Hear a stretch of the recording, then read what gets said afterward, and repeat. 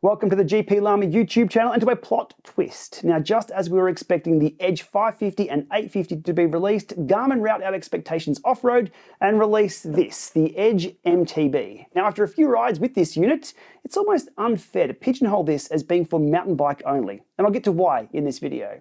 Now, this is different to the previous Edge MTB bundles, as they were still the same Edge units, they just had additional sensors and accessories in the box.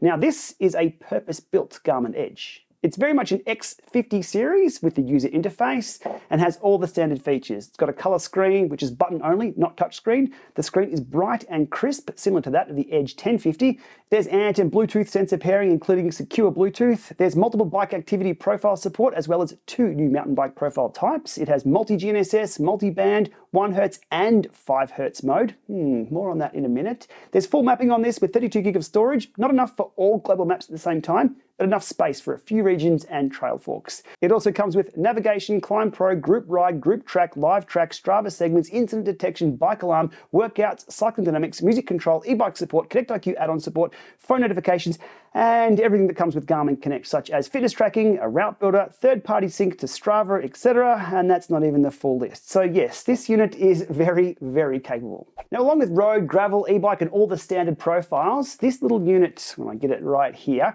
has the 2 additional mountain bike specific profiles, those being Enduro MTB and Downhill MTB. Now, the Enduro ride profile tracks your total ascent and descent from each run and the ride overall, whereas the Downhill profile automatically laps each time you finish a descent, so your return back up to the top via a shuttle or ski lift does not affect your ride stats. Now, I believe Des from DesFit has been testing this specific feature over the last few days. I'll link below to his video. Go check it out. He's been spending some time in the heat going full send with this device. Now, new to this is the 5 Hz GPS or GNSS recording while using enduro or downhill ride profiles when on descents. What that is higher resolution position tracking when the device detects you are descending. Now, accuracy is still only as good as multi-band, multi-GNSS can be. It's just saving more data points. Later in the video, I'll dig into some results from my ride this morning where 5 Hz kicked in on a descent, and we'll see what that means for position tracking. There's also a new timing gates feature which allows you to start a set point and up to 10 gates on a course. Then on each lap, the Edge MTB will track your split times for each sector and overall lap time. Now, you get sector times and colors as you ride along, and you can save the courses for future riding or training, and then share them to other compatible Edge units. So they have the same courses and the same timing gates. Now, I believe these new features will be coming to the Edge 1050 in very near future updates too. Onto the battery life on this one, the estimates from the Garmin media release, 14 hours in demanding use cases and 26 hours in battery save mode.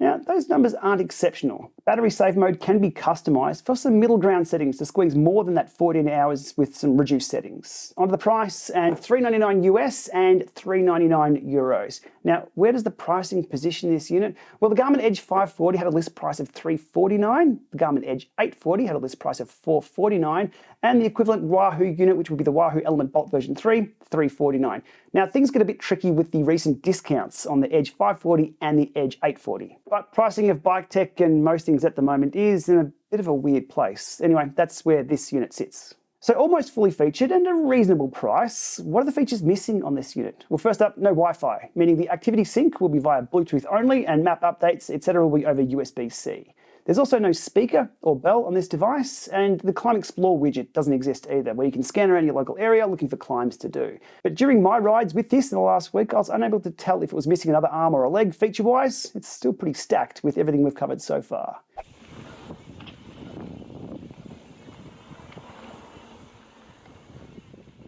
My first observation out of the box of this Edge MTB was it's kind of small. Not quite 130 plus small, but not as big and as bulky as a 540 or 840. And it might sound weird calling those big and bulky, but I'll do a side-by-side comparison in just a few moments. On the sides, we have 7 buttons and they're all fully enclosed. So there's no grit or dirt getting in those buttons. On the back, user replaceable rear tabs. There are no contact points here for an external charging battery that Garmin released a few years ago. On the bottom here, obviously USB-C, user replaceable little tab here too, in case that happens to get ripped off for whatever reason. That's the device in general. Let's have a quick look in the box, which I've obviously already opened. And we have a brand new strap. That is a top tube mount. If you wanted to mount this on the top tube of your mountain bike, like the picture that I'll pull up on screen right here. There's also a screw if you want to bolt that puppy in and have it go absolutely nowhere without that strap on right there. All right, they're the mounts. In the box, also a tether for any weather and a USB-C to USB-C charge cable. Cool. All right, this is it. Let's put this into perspective with the 130 plus 540. Now you can see. And to the 840 solar, which is pretty much similar to the 540, the 1040 solar, getting a little larger, and finally the 1050. Okay, there's the family at the moment. As you can see, this fits down here. Weight-wise, let's have a look at where it lands. Oh, not that. That was on the ground somewhere else. All right, let's go from the start. 33 grams, of course, that is very, very small. Edge MTB coming in at 57 grams, but what does that mean? Well, it means it's a lot lighter than 81 grams of the 540. It's also a lot lighter than the 89 grams of the 840 solar. It's also lighter than the 134 grams of the 1040 solar, and it's definitely a lot lighter than the 160 grams of the Edge 1050. Now, I guess one-for-one comparison, these are probably the two that will, get you out of there, that will be compared. Profile-wise, about the same-ish. But, yeah, definitely, look, to be honest, this is almost an Edge 130 plus plus. It's obviously a lot more fully featured than this little guy here, but if you were riding one of these because you're a weight weenie, this really isn't too far off and is a lot more fully featured. All right, let's get this out on the trails. Okay, that beep right there was the start of the sectors laid down for this feature testing up at the Cranmore Nordic Centre up in Alberta, Canada. And that beep there was start of sector number 2. Alrighty, overall with this, just a quick sneak peek. My run 2, I did a lot better. Now this is the course that was set down by the Garmin team.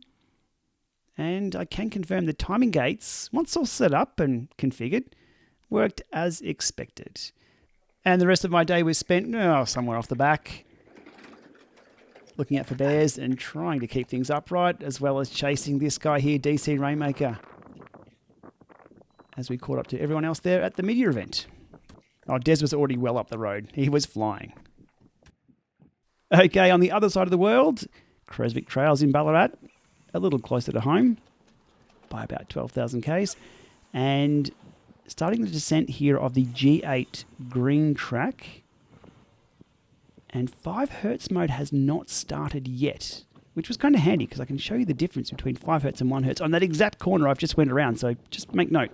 And there we go, 5 Hertz has now started, comes up initially with a purple outline and then continues to remain on screen with the 5 Hertz purple triangle as I descend and, well, work on my skills. A little further down the trail, right near the end, and 5 Hertz is turning itself on and off as the trail heads upwards. Now, it's a little too sensitive for my liking. I'd like to see 5 Hertz on for a little bit longer. It switches itself off again just around this corner. There we go. It's off. And still off, and then back on. And those few data points just there around the corner, you can tell the difference between 1 Hertz and 5 Hertz. ClimbPro popping up there thinking I was turning left. I wasn't. I was turning right and heading up G7 to the ascent. ClimbPro worked all the way up the climb, so that was nice to see on the little unit. And 5 Hertz kicking in there again. Alrighty, run number 2, and this time 5 Hertz has stayed on for this particular right-hand turn around the corner. Now, I'll get to my point in just a few moments. And right-hand turn. And pulling up that turn in Garmin Connect, which is the only platform at this point in time that can interpret the 5 Hertz data.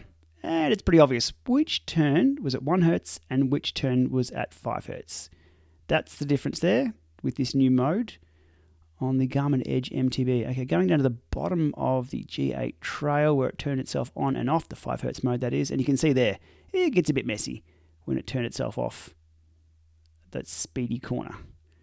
All right, it's also worth noting doesn't actually change the accuracy of your positioning. It just smooths things out. There's still some super Marioing, that's the word we use, as we go around the corner there, like Mario Karting is the reference. It just smooths all that out. And what does it look like over on Strava? Bloody horrible is the answer there. Strava's only doing the 1 Hz data on both runs, so it's unable to interpret that new data in the fit file at this point in time. Let's have a look down here. Ooh. But look, still good enough for what we do, just not as precise as the 5 Hz mode. It'd be great to see Strava adopt 5 Hz positioning information sometime soon, but for now, nothing changes there. As I had both the Edge 840 and the Edge MTB on the front of the bike today, just a quick review of both data sets paired to the same sensors. Here's my climb through here, 231, 232, some up downs. That's all looking good for the power recording and overall. Left, right looking good, heart rate looking good up until this point. I had the Coros optical strap on, at which point the 840 flatlined. All right, points there to the Edge MTB. Could be a sensor thing too. Cadence-wise, all looking good recorded there. Speed-wise, fine. Distance, very, very close. Up until about this point here, they've just drifted a little bit. Not too much. Elevation data also looking good. No major differences between the two units, and here at the pump track as well. Look, overall, things are looking fine. Battery device charge, I don't have any information as yet. I haven't had enough time on the bike. If you are screaming at the screen right now and saying, Lama, this looks absolutely shite, I had screen recording on, so this is not a direct one-for-one comparison about how it's going to work out in the road. 8.13 hours, that's no good. Not representative of general use, nor with a production firmware. And in news just in, the DCR Analyzer tool has just been updated to show 5 Hz positioning data. And zooming in on, that corner. So I had 2 head units on, the 840 and the Edge MTB, and only one run had the 5 Hz on, and that's that nice smooth purple line here. And down here, 5 Hz was on both runs on the Edge MTB, and obviously the Edge 840 doesn't have that, so it jagged around the corner. So that's it visually. Looks a lot nicer with that 5 Hz on. But look, overall, for just general tracking through the forest, they both do pretty well. Definitely no wandering off into the bush randomly. And my final hands-on today is my attempt at creating some timing gates at the pump track here in Creswick, which I found a little challenging with the button-only interface. I'll definitely need to do my research. There are some nuances with setting these timing gates up. They have to be a certain distance apart, and there's certain key sequences that I needed to, know before I started this. However, I still managed to lay down 1, 2, this is the third, which was too close to the start. I read a little bit further, and okay, there's the finish gate. And the button interface providing a little challenging in naming. I was short on time, so I just called it whatever, and all right, away I went. All right, going out for a lap here with the map on screen. You can see the gate as I went through it, and some run splits on screen. All right, next sector time up. And through the finish line here. Yep, cool, done. That's one run down, and completing another run. A little bit quicker this time to see what happens. All right, 33 seconds quicker. And we can scroll through and have a look at the splits right here. Cool, run 4. Best of them all. I'll definitely need to dig a little deeper on exactly how to set up start gates and timing gates for best practice. It was a little clunky, to say the least.